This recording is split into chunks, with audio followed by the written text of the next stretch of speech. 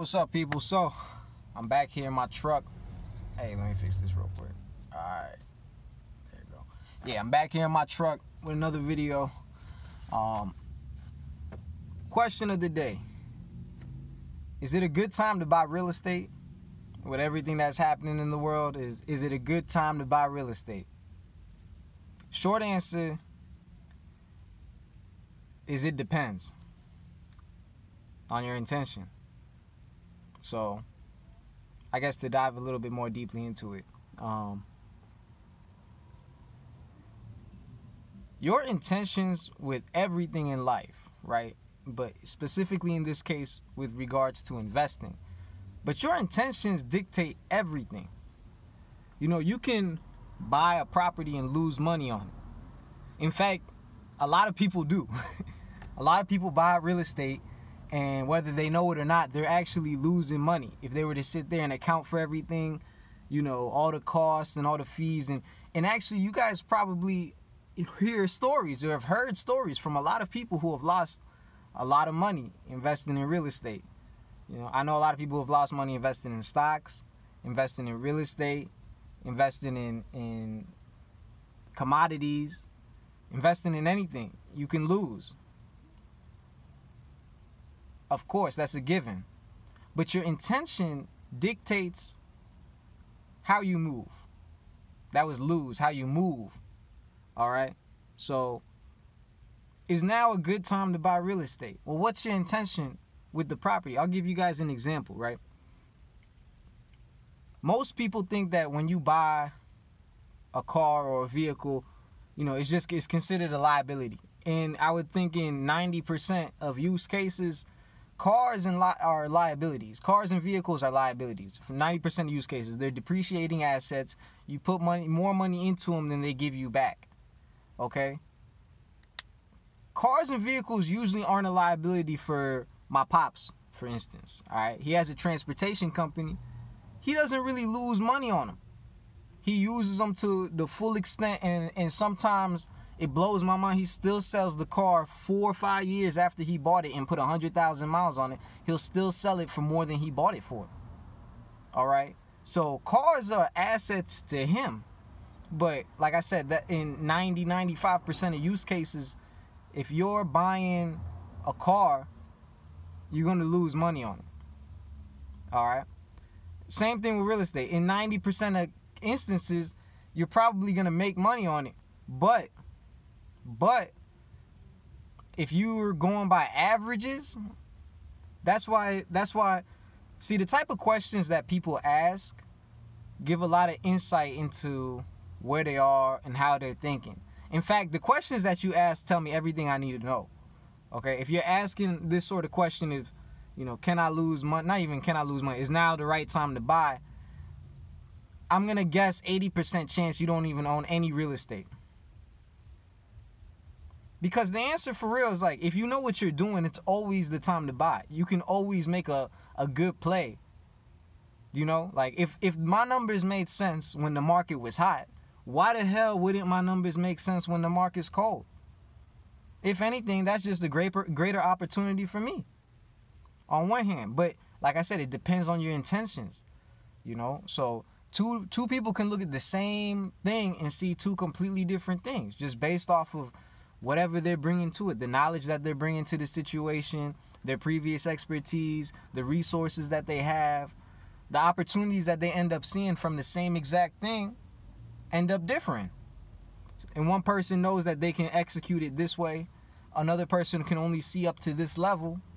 Well, that person can take advantage of the opportunity and this person can't. So the short of it really is, it depends. What is your intention? And it's crazy because I'm always going to end up harping back to that. Your intentions with everything is the most important thing, especially when you're investing.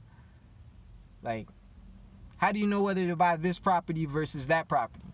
What is my intention with buying the property? It's really that simple. Like, once you understand your intentions, everything else kind of becomes a lot easier to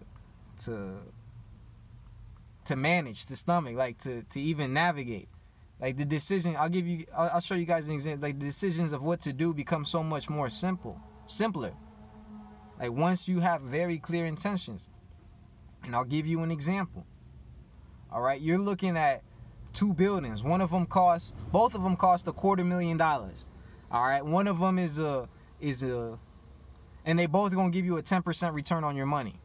All right, but one's an office building and one's a home. Your intention was to buy a place to live in, and then rent out the other unit instead of, you know, oh, this one has a vacant office unit, and I'm not trying to manage office buildings, so, oh shit, what is? Something just spilled on me. Some water or something, but my water bottle. Yeah, but it goes back to your intentions, all right? Like your intentions at the end of the day dictate everything. And so if people are asking me, hey, Luffy, with everything that's happening right now in the world, is this still a good time to buy? Hell yeah. Do I have my eyes on the market? Hell yeah. Am I trying to make a play right now? No. No, because I'm not in a rush, okay? I had to rush in the beginning, but I got something to lose at this point, so I'm trying to move slower. I'm more about the organic growth. In situations like this, you always want to double down on the fundamentals of what you have, of what you know to be true. A lot of people who lose right now or who are going to lose right now is because the fundamentals of their business weren't sound. All right, they took out too much debt. They leveraged this on top of that. They were assuming this. They were speculating on that. You know, like they tell you never to speculate, right? Like you shouldn't speculate. But if you ever look at a pro forma, it's all speculation. They just call it an assumption. They just say, we're going to assume this 3% this, and we're going to assume this 5% that. And with current market conditions, we can assume that you don't know shit. All right? Like, there's nothing that you should really be taking into assumptions unless you're looking at a long-term perspective. And that's the craziest thing, is that you can better assume the longer your horizon is as opposed to the shorter your horizon is. So I know, for instance, that, hey, in 30 years, I can assume that the value of this is going to increase. But in 3 years, I'm not sure. You know what I'm saying?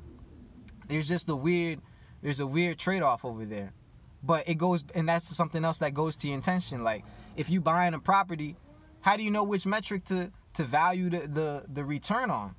Is it return on equity? Is it return on investment? Is it cash on cash return? Is it, you know, there's so many different metrics that you can use, and you got to figure out which one can more accurately depict what you're trying to get. And that's comes completely from your intention. What is your intention with the place? Like, if my intention was to cash out of the property, calculating the cash on cash return is stupid. It doesn't, like, because you're gonna get it if you cash out all your money and you try to do a cash on cash return analysis, you're gonna have infinite. I mean, like, it's gonna be infinite if you even make $1 off of zero that you got in the deal. It'd be better, you know what I'm saying? Like, there's better metrics, but it depends on your intentions. That's really all it comes down to, you know? Think about, what are your intentions? Be crystal clear in them, and then everything else becomes a lot more simple. It's not a matter of, is this a good time to invest? It's always a good time to invest. The real question is, are you in a position to? That's all I got to say. Peace out.